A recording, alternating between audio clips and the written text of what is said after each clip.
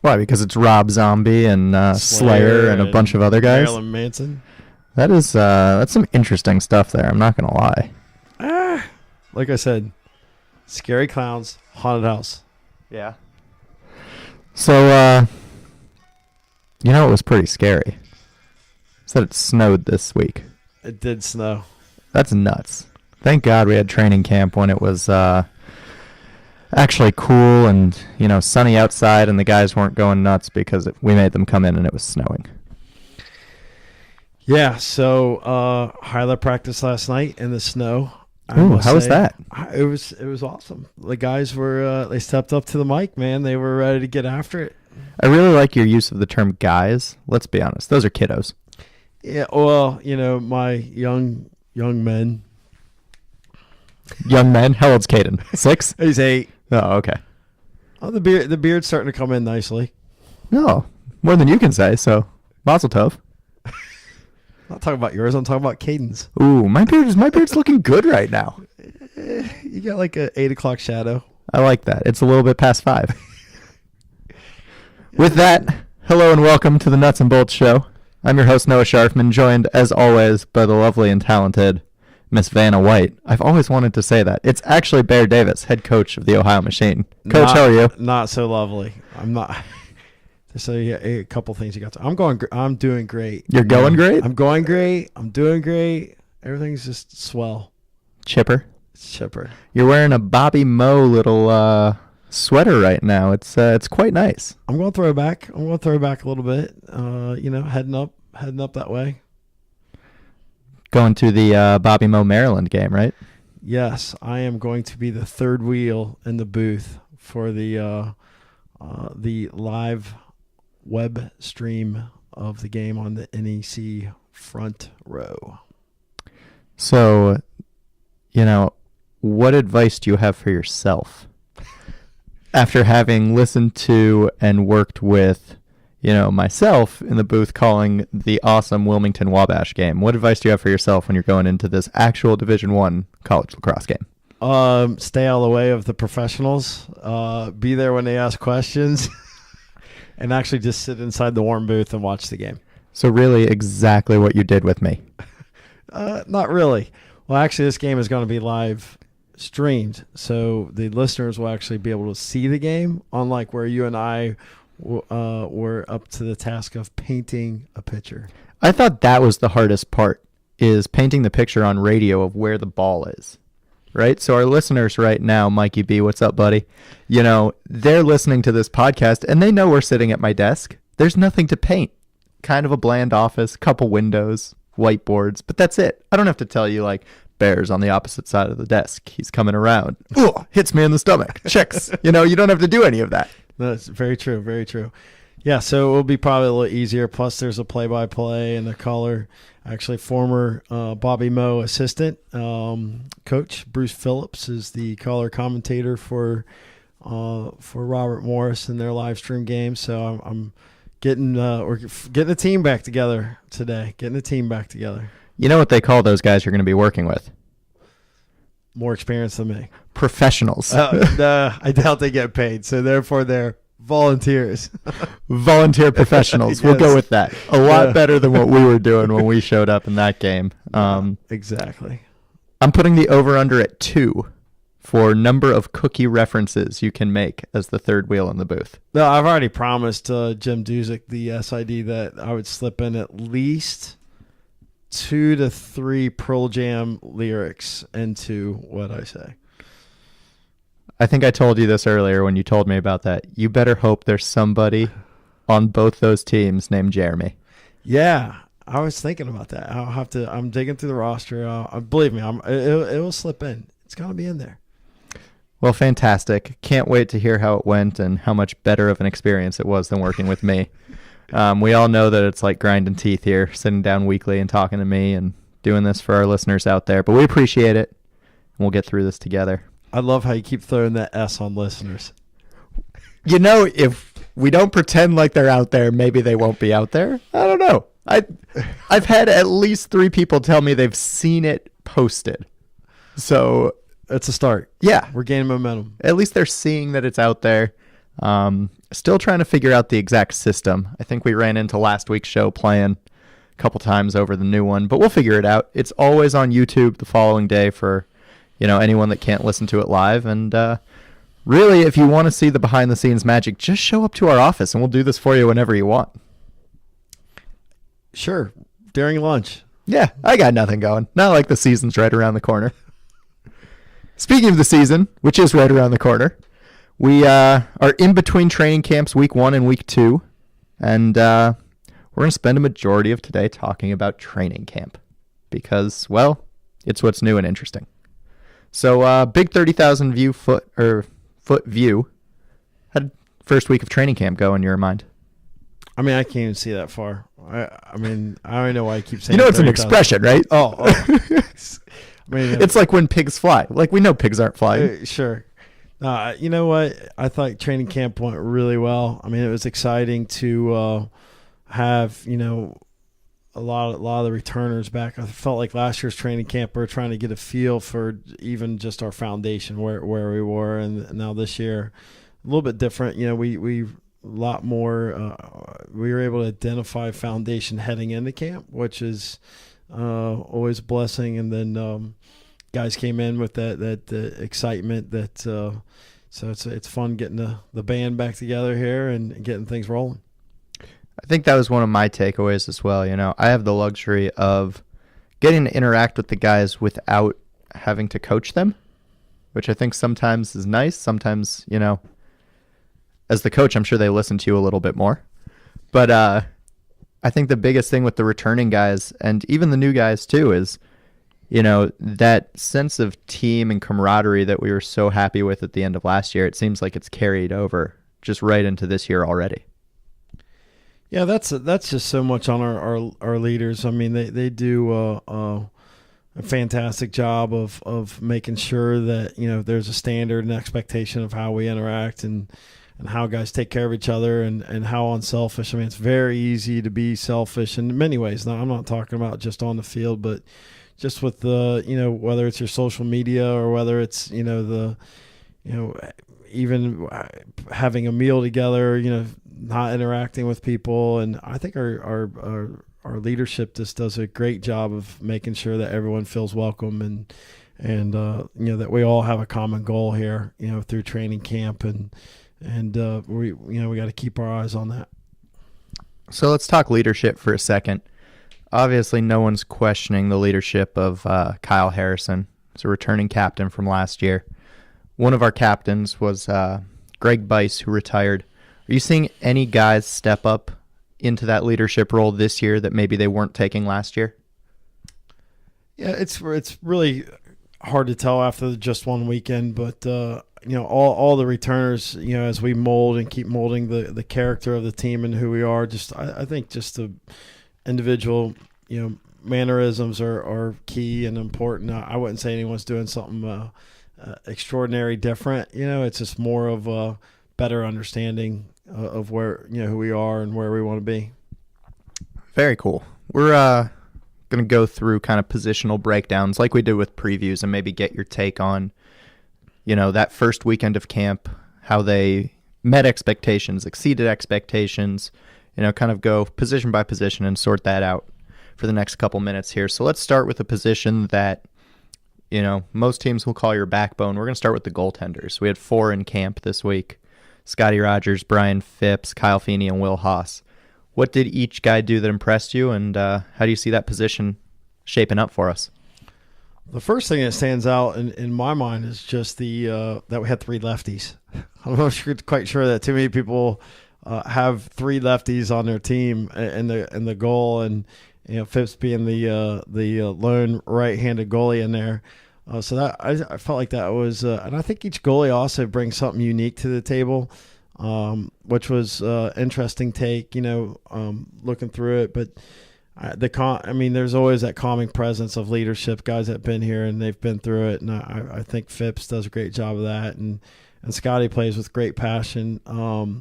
But having Will's just so rangy, and he's a little unorthodox, and I think it's just difficult for shooters in general with a guy that has his kind of range. And then I just feel like Kyle is he's very, very fundamentally sound. He does some really, really great things in the cage as far as like just making the hard saves look very easy.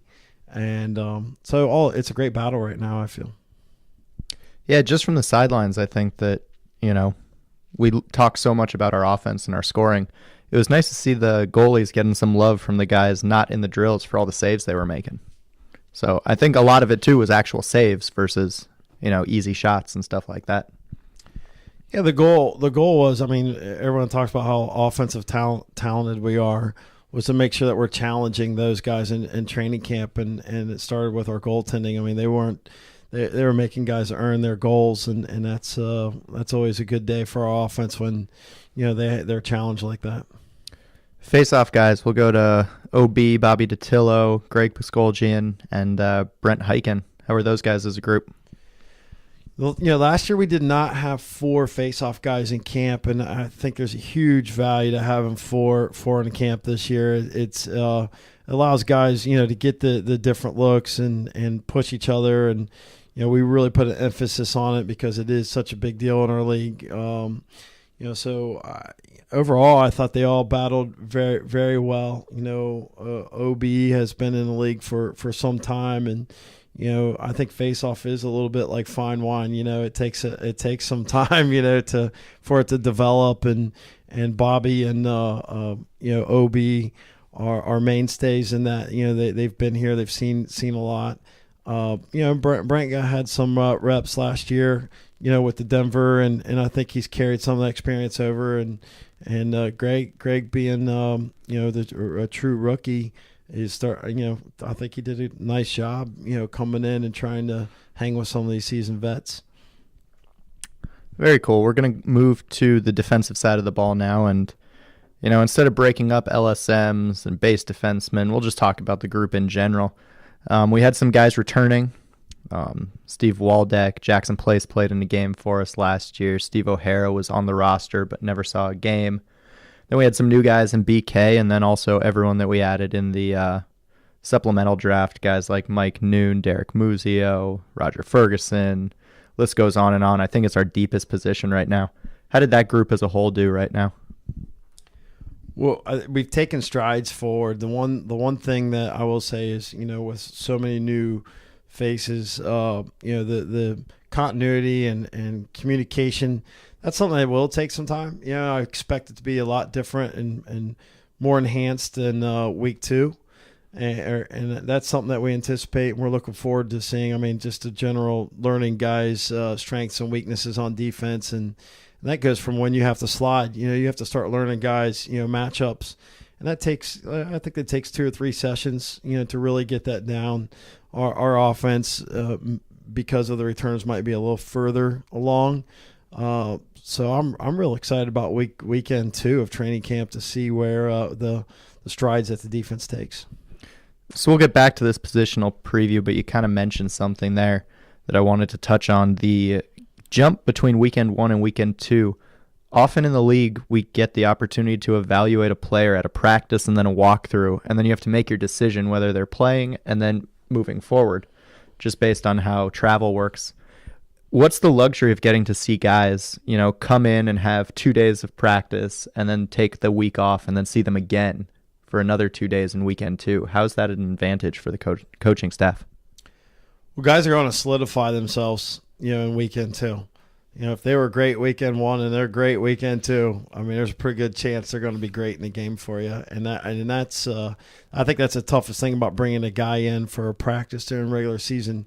You're trying to get continuity with your known starters going into the game the next day. Really hard to give a guy quality opportunity to prove himself in that environment where right now we're not necessarily preparing for a game the next day. So we get to try some unique drills and do some things that we would not be able to do in a Friday night practice before a game, and just consistency. And also a guy can show his inconsistency, and that's what we're looking for, maybe or in a learning curve. So if a guy's good weekend 1 and he's not so much weekend 2, that means people had passed him up, and that shows us something. And if a guy comes in weekend 1 and he's average and he comes out, blazing the weekend too. That means he's learning. He's got a better learning curve. He's starting to learn the speed of the game, and he can apply and has great potential. Absolutely. We'll go back to our little positional previews here. Defensive midfield, it kind of gets overlooked sometimes, but the importance in game is it's pretty important out there. We had Dominique Alexander in, Dan Groot, Trevor Timmerberg. Those are all guys that were returning from last year, and we were missing someone like Jake Bernhardt that ran a lot at that position for us last year in games. How was that unit as a group? I like that group's energy. I mean, for sure. Groot and Neek took a ton of reps for us last year, and I think they've picked up right where they left off. And they're playing very confident right now. I mean, they get to go against some of the best middies in our league every day at practice. So that I think that just breeds their confidence. There's not too many times there's not too many middies they're gonna see that are better than what we have. I think that's what's fun. That's what's fun about their position is watching them grow as a unit. And Trevor has been a practice player for us, in the last year, and I expect to see him the second weekend and watch him grow as well. Now, if you're a fan of the machine and you're out at training camp, which of course is open to the public, totally free, we suggest you guys come out. It's at St. Charles Prep School both Saturday and Sunday this week. If you're out there, there's no doubt that you're going to hear Dominique Alexander from the field. I mean, dude's loud. Let's not call it anything that it's not.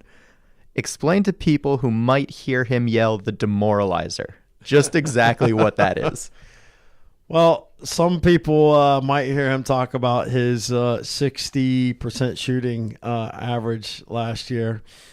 Namely me, who he has now sent every I think every assistant coach over to remind me of this one as we may start to implement man up. But what's crazy is these goalies just aren't quite used to 40-mile-per-hour shots. So when they go in, typically the goalie's thinking about his career in the MLL at that point. In baseball, that's the old crafty vet. Paints the corners and might throw you a screwball every once in a while just to keep you honest, right? Actually, his is more like a knuckleball. It's more like a knuckleball. Little Phil Necro action, huh? Yeah. I bet Dominique has no idea who that is. No, but if we did one of those side-by-side films of the pitch going in and his shots going in, he wouldn't find out who he was real quick. All right, let's move to a group of guys that can really shoot the ball a little bit faster than Neek and his demoralizer. Our offensive midfield, everyone knows the first line that we ran last year with Peter Baum, Kyle Harrison, Tom Schreiber. Guys that are returning. We have Kevin Cooper. We have James Delaney, who we saw last year, and then we brought in a couple veterans and a couple guys that are looking to make an impact on the roster. Marty Cahill's played in the league before. We have guys like Andrew Barden, Tom Lacrosse in, giving runs and looking for a spot. How did that group look in the first weekend? Jimmy Delaney was a D2 player of the year. I mean, and he's got a great stick and he's got good placement. Last year, it took him probably the whole first weekend to learn the speed of the game, and then he just had so many consistencies last year, and I think this year he's come in a little bit more prepared for the speed. Looks great. And then, like you said, some of these guys are also veterans. They've been around. Cahill's been on a couple rosters. So just trying to find his groove actually with this particular group, and I think we'll see a better, weekend too out of him. And Tommy Lacrosse is a guy that's getting up and down the field. He's playing offense, playing defense. I mean, I think we counted one time he probably took like 4 shifts in a row, out there, and just has a great motor. Really trying to prove himself. Pretty excited about him. And Andrew Barton he's a load. He's a big boy. I think he poses a threat to some guys as far as being able to lean in and impose his will on people. And as he finds himself a little bit at this level, I think he could develop into a great midi as well. So we'll go over to the attack side, and the comments I got from our players was, man, Bear really finds these lefty attackmen. So I think that was the theme of camp. We had Marcus Holman in, who everyone knows and led the league in goals scored last year. Then we had a bunch of almost call them shifty lefties out there. Zach Palmer, Michael Melenchenko, Scott Klimchek, James Daly was out there. We saw a little bit of Stephen Boyle towards the end. How did that group look to you guys? They're exciting. There is a need with Logan's commitment to the NLL and not being available. We wanted to find some balance into our roster and look for some lefties, and that was something that Coach Mariano and myself really put our noses down. Said let's find the best available out there, and we felt like we pulled in some guys that are completely capable of helping us keep our offense moving in the right direction, and that was exciting to watch those guys battle. And Boyle's been he's a veteran in the league, and with his commitment to Drexel, unfortunately we were only able to see him on Sunday, and I think again he's a guy that we will see on this coming weekend, where you got a feel for the guys on this current roster and where he's going to fit in, and expect to see better things out of him weekend too. And Daly, I don't know if there's anybody that has changed the direction like him. I mean, he's something special, and he's been on the Bayhawks practice squad, and I think they've been hiding him down there at some level, and he's special and unique in what he brings. I mean, both those guys are kind of ex quarterback type guys, and it's fun to watch them. And then the battle that we have for that lefty spot is again I think it's wide open, and we'll see what we have in weekend too.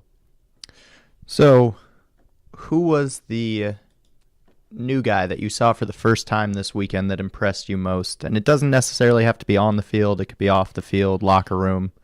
Something that just stood out from a new player. There's a lot of guys. I mean, it's hard just to narrow down one. You can't really do that to me, no. But I know that was probably the most difficult question, if not for the question coming up next that's going to be very similar to it. I'm always impressed with defensemen that could come in and communicate with a group of guys they've never played with before. And I felt that Michael Noon was able to come in and quarterback, a defense and really never playing with those guys.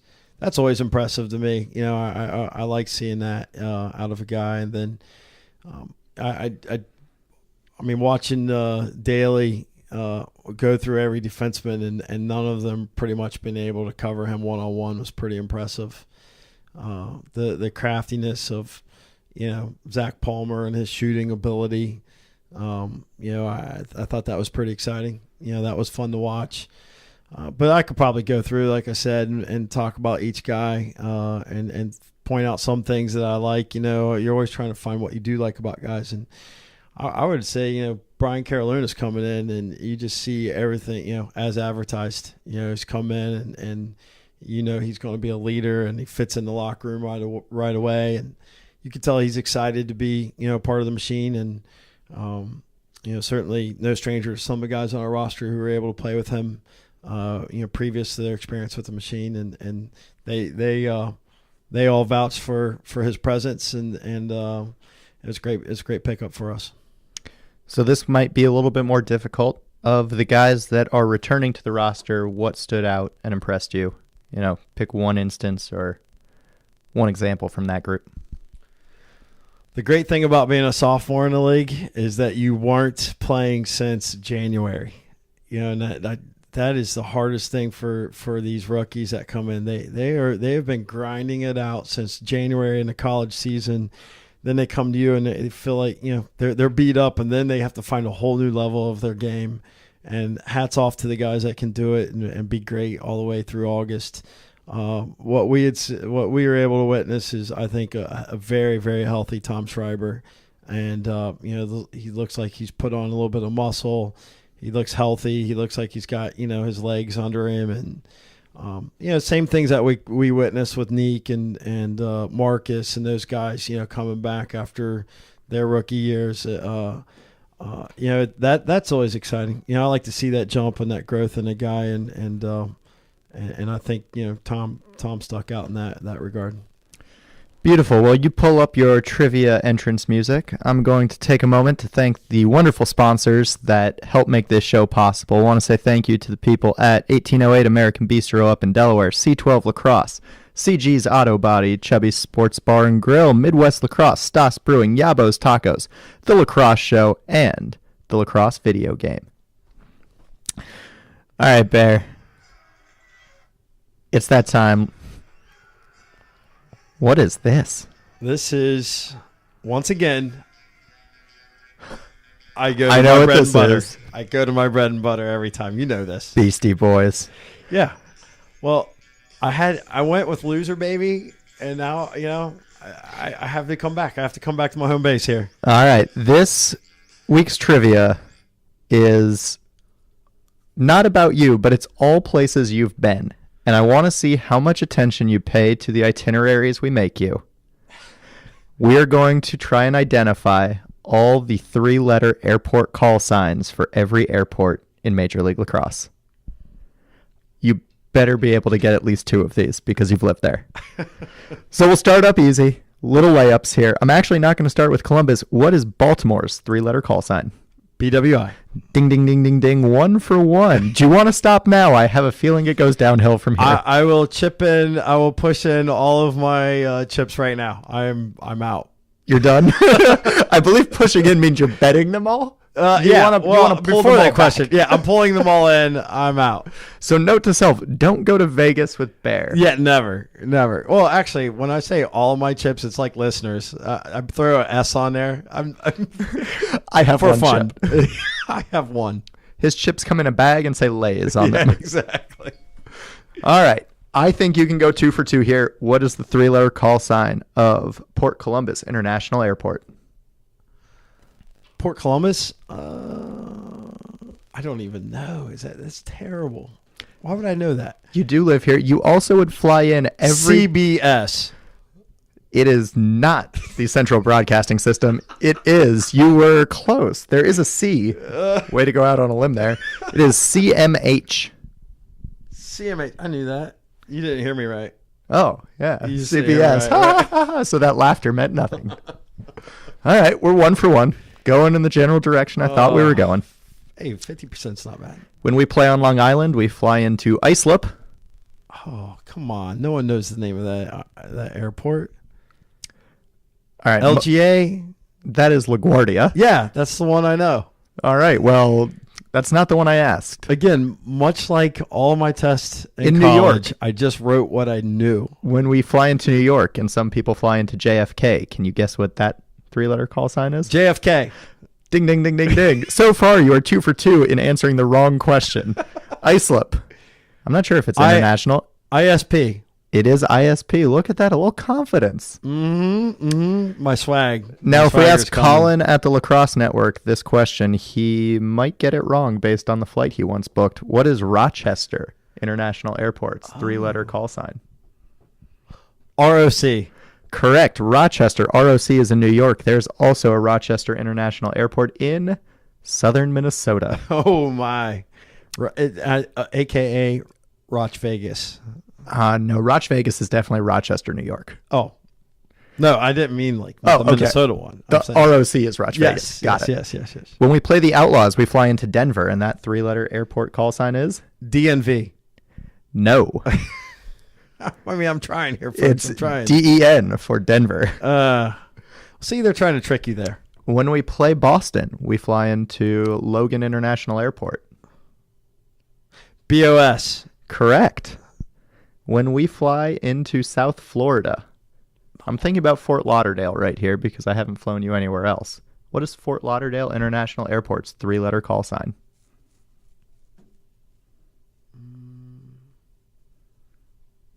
FLA. Very close. It's FLL. And the final one we got is Charlotte. CHA. CLT. Oh. I think that was the come hardest on. one. Come on. Who does that? Probably the people that decide airport call signs. I just looked this up. You know, someone gets paid to do that. The hardest one. This is silly. The hardest one, you'll never get it. It's Orlando. It makes no sense. It's MCO. Oh, come on. You're just trying to trick people at that point. At that point, yes, you are trying to trick people. And I try and trick you, which is why I come up with ridiculous, insane trivia questions. Well, I'm sure once again, our listener is very impressed with trivia this week. Well, Bear, we're out of time for this week. Thanks so much for stopping by on the Nuts and Bolts Show. I'm your host, Noah Sharfman, for Bear Davis. We will see you guys next week.